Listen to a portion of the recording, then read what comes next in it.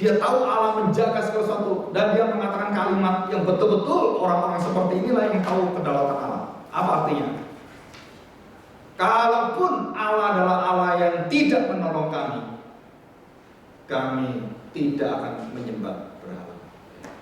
Saudara perhatikan perkataan ini. Kalau Allah menolong saya nyembah kamu. Kalau Allah baik dengan saya, kalau Allah memberkati saya, kalau Allah. Jika Allah tidak, nah ini dibalik. Jika Allah tidak menolong saya, jika saya tetap dalam kondisi dan sampai mati, saya tidak akan pindah ke lain hati. Terus semuanya dia mati, seperti Stefanus, mati seperti Simpson, mati seperti martir-martir yang lain. Ada yang hidup, ada yang mati. Saudara saya tanya, apa yang ditekankan dari kitab Daniel adalah kedaulatan Allah akan membawa penghiburan kekuatan yang tak terbatas melampaui nyawa. Jadi saudara jangan takut mati, jangan takut menderita, jangan takut, jangan. Kenapa? Karena Allah berdaulat. Kerjakan yang dipercayakan Tuhan. Yang paling kecil kamu kerjakan dengan sungguh-sungguh, dengan sebaik-baiknya, seperti engkau kerjakan untuk Tuhan. Jadi saya tanya, cuci piring. Setelah cuci piring betul-betul seperti engkau mencuci piring untuk Tuhan. Gimana caranya? Masak seperti masak untuk Tuhan.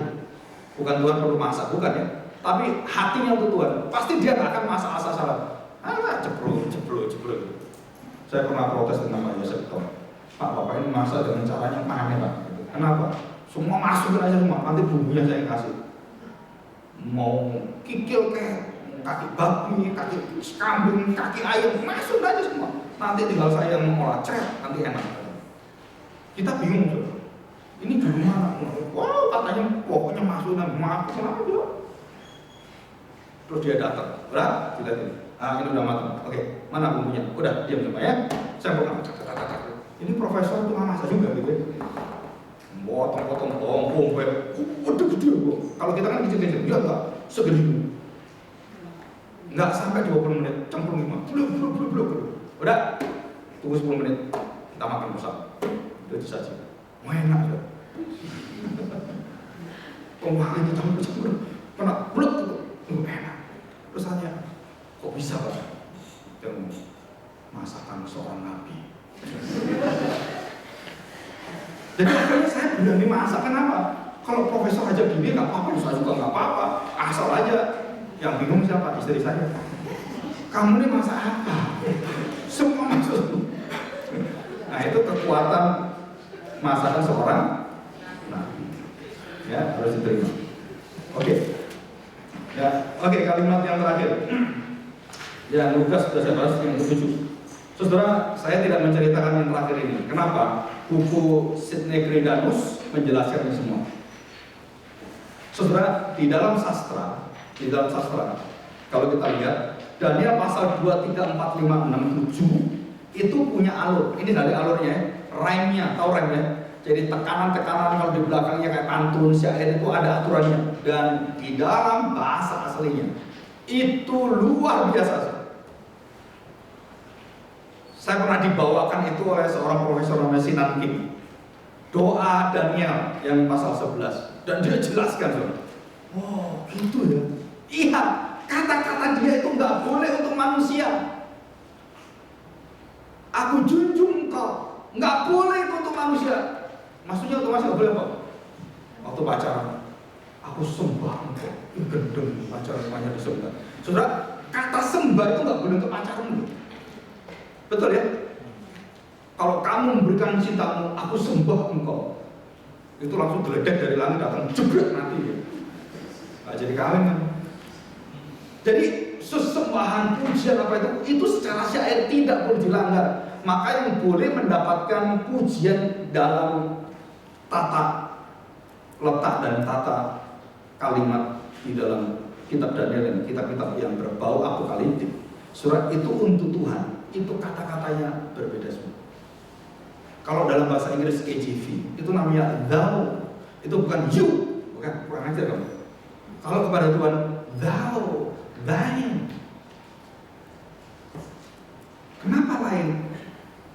bahasa Inggris sekarang enggak, udah campur aja sekarang, you gitu kan. Tapi yang bahasa yang lama itu masih ada aturan-aturan kayak tata keramanya. Nah itu di dalam kitab bahasa Ibrani itu sangat kental tata keramanya. Maka dia mengatakan bahwa tata bahasa Ibrani itu mirip dengan yang seperti di Amsal, seperti yang ada di Kidung Agung, dan semua yang berkaitan dengan sastra termasuk Mazmur. Ya, Mazmur Daud, Khotbah juga sama. Terus aturannya adalah ini.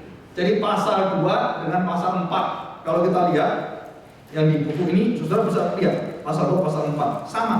Jadi kalau pasal 2 pasal 4 itu bercerita tentang 4 kerajaan, ya, pasal 2 dan pasal yang ke-7.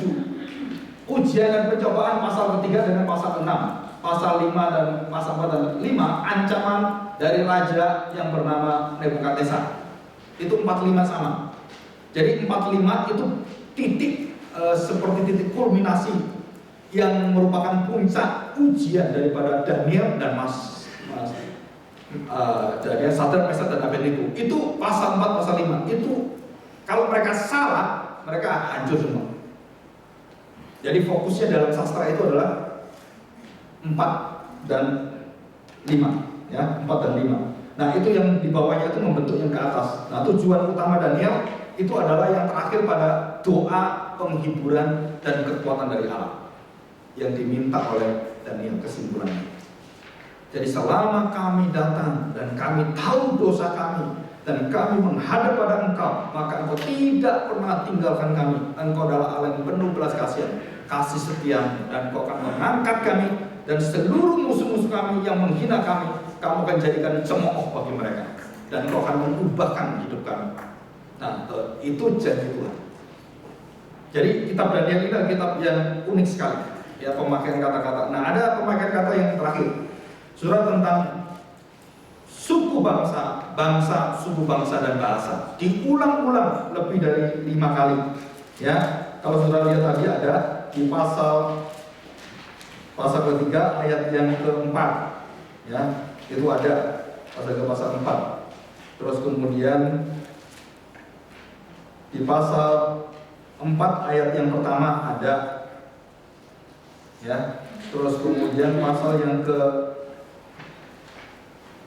5 itu yang pasal 19, pasal 5 ayat 19 itu ada. Terus kemudian pasal yang ke-6 ayat 26 itu ada, dan beberapa yang lain. Hampir di setiap pasal itu ada suku bangsa, nation atau negara dan bahasa. Nah, saudara, kenapa kitab di dalam Daniel ini menunjukkan pada keberadaan Kristus? Karena itu persis sama posisi yang ada di kitab Daniel dengan keadaan di Romawi, di mana orang-orang Kristen itu, orang-orang Yahudi khususnya, itu mendapatkan tekanan yang luar biasa. Kehidupannya sama persis, kesusahannya sama, kerusakannya sama.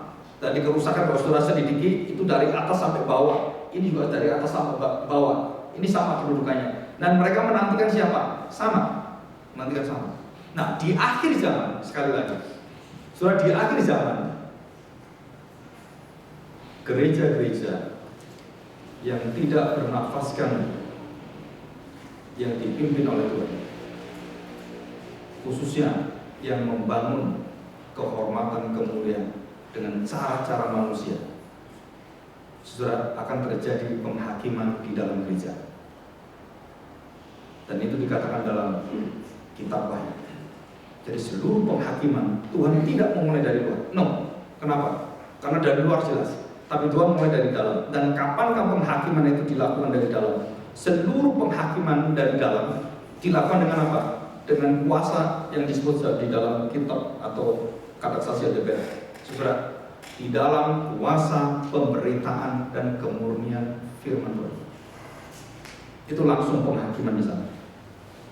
Dan yang kedua, hidup yang murni, suci, kudus sesuai dengan firman Tuhan, dan seluruh tujuan kemuliaan adalah untuk memuliakan Sang Anak Manusia. Ini. Jadi yang pertama adalah firman itu menguasai seluruh gereja dan menjadi pusat daripada kekuatan gereja sejati. Dan firman itu akan diselidiki, firman itu akan dicintai, firman itu akan dirindukan. Dan setiap orang-orang yang ada dalam kumpulan itu, mereka datang dengan sukacita, dengan semangat, dan mereka ingin sekali memiliki itu. Itu terjadi dalam Kisah pasal 2 dan Kisah pasal 4. Nah, saudara, di situ kemudian berkembang luar biasa, terjadilah orang-orang percaya berkumpul dan mereka hidup seperti firman tuliskan, dan kekudusan mereka memancar keluar dan mengagumkan orang-orang di sekelilingnya. Sangat mengagumkan. Saudara, walaupun kasar, ya kan, Pak Ahok itu mendapatkan catatan anti korupsi dan bersih nomor 1 di Indonesia. Manusia yang bersih dan tidak ada catatan, satu catatan yang jelek tentang keuangan, satu pun. Saudara, pemimpin partai manapun ada catatan semua, tapi dia tidak ada. Kenapa? Saudara tahu, dia punya gaji ditunjukkan sama rakyat, ini gaji saya. Saya mau lari kemana? Ini. Dan dia buka semua di depan orang. Satu-satunya manusia yang buka itu di Indonesia yang kita tahu. Dan setelah itu saya nggak tahu Jokowi apa pernah dibuka, saya nggak tahu. Tapi Ahok pernah buka semua. Dan dia pernah beberkan, dia fotokopi semua data buku tabungan dia, semua fotokopi, dan dia publish semua. Saya tanya, kalau gereja Tuhan bisa seperti ini, itu menunjukkan bahwa gereja itu dalam kebersihan yang luar biasa, kematangan rohani yang luar biasa, pengertian yang dalam luar biasa. Tapi jika belum siap, itu menunjukkan kita masih kecil, kita masih banyak pikiran, banyak kecurigaan, banyak hal yang betul nggak? Seluruh gereja di Irlandia, Eropa semua kita bisa lihat, saudara klik gitu ya, di pemerintahan mereka, klik, semua daftar memberi perpuluhan ada semua, ada semua. Eropa semua sudah ada semua. Jadi setiap pegawai itu langsung dipotong perpuluhan untuk negara, langsung, itu kata semua. Di Belanda juga sama. Nah, saudara, itu sistem. Jadi sistem, apakah sistem kemudian benar nggak? Nah, sistem punya kelemahan banyak. Tetapi keterbukaan dan luar biasa hidup yang memancar keluar kekudusan orang-orang dan kemudian dalam berbagai hal, dan mereka waktu terbuka, dunia kagum dengan cara hidup Salomo, dunia kagum cara hidup Daud. Kenapa saudara? Karena dia kudus, bersih. Dan yang ketiga, saudara, yang dalam Daniel adalah seluruh hidup mereka tidak pernah membawa diri kecuali nama Tuhan. Gitu. Jadi mereka itu berada di Persia, berada di zamannya Media, berada di Kasti, berada di mana-mana. Mereka membawa nama Tuhan. Mereka memimpin orang semua, dipimpin dengan apa? Dengan karakter Allah. Ayo. Dan itu nggak gampang, nggak mudah. Dan mereka mendapatkan tantangan dari orang-orang yang benci dengan Sadrak, Mesak, Abednego itu banyak sekali. Mereka marah, kenapa? Ini orang bangsa lain kok dihormati raja, pasti marah nggak? Kalau itu di rumahmu ada anak orang lain, gitu ya, lebih dihormati, kita marah-marah. Kenapa? Ini bukan anak saya kok. Oh, ini anak buangan, ini anak angkat, ini anak asuh anak, gitu kan? Saudara, sama. Daniel, Sadrak, Mesak, Abednego setiap waktu dia salah sedikit habis dia. Tapi sampai akhir hidup mereka tidak ada masalah, bersih. Nah, itu yang hebat sekali. Kenapa orang bersih seperti masih dimusuhi? Aneh juga gitu kan. Orang-orang musuh itu banyak sekali dibaca dalam Daniel, apalagi di dalam contoh seperti yang Esther dan lain-lain. Wah, itu luar biasa. Tapi bukan orang-orang yang seperti itu yang kita takuti. Yang kita takuti cuma satu. Jika Tuhan berkata, kenapa engkau tidak mengagungkan dan takut akan aku? Nah, itu yang Daniel tidak mau. Ya, jadi doa Daniel dan kesimpulan terakhir dari kitab Daniel adalah, saudara, segala sesuatu saudara harus berujung meninggikan, memuliakan Dia. Dan Daniel mengatakan, Ini bukan aku, bukan hikmatku, bukan kekuatan. Ini Tuhan yang bekerja. Jika Dia tidak bukakan pada saya, jika Dia tidak pimpin pada saya, maka tidak mungkin saya bisa seperti ini. Nah, itu kerendahan hati yang dibawa oleh Daniel. Ya, oke, saudara, kita cukup hari ini. Saudara nanti bisa pelajari. Saya tidak menjelaskan tentang detail. Nanti kalau ketemu di Kitab Wahyu, saudara, saya akan ajarkan banyak hal tentang penampakan itu ya. Tapi tidak tahu kapan kita akan masuk Kitab Wahyu. Siapkan kitab Hosea dan Yunus, baca 5 kali. Yunus baca 10 kali, Hosea 5 kali. Karena Yunus terlalu dibaca 15 menit selesai. Baca 5 kali, 2 jam selesai. Jadi Yunus baca gitu ya. Kitab Yunus semua baca, Hosea dibaca. Nah, nanti waktu sudah dijelaskan, saudara akan tahu luar biasa. Nah, kalau sudah dibaca, saudara baca dengan betul-betul membaca. Artinya kalimat-kalimat yang bagus itu saudara ingat baik-baik, renungkan. Nah, nanti waktu dijelaskan secara visualisasi tentang Hosea, kamu ambil pelacur itu, jangan tiru-tiru. Maksud saya di situ. Wah, ini firman Tuhan, Pak, cari pelacur saya. Karena Tuhan mengatakan ambil pelacur, saya ambil kamu. Saudara, bukan ya? Saudara harus hati-hati.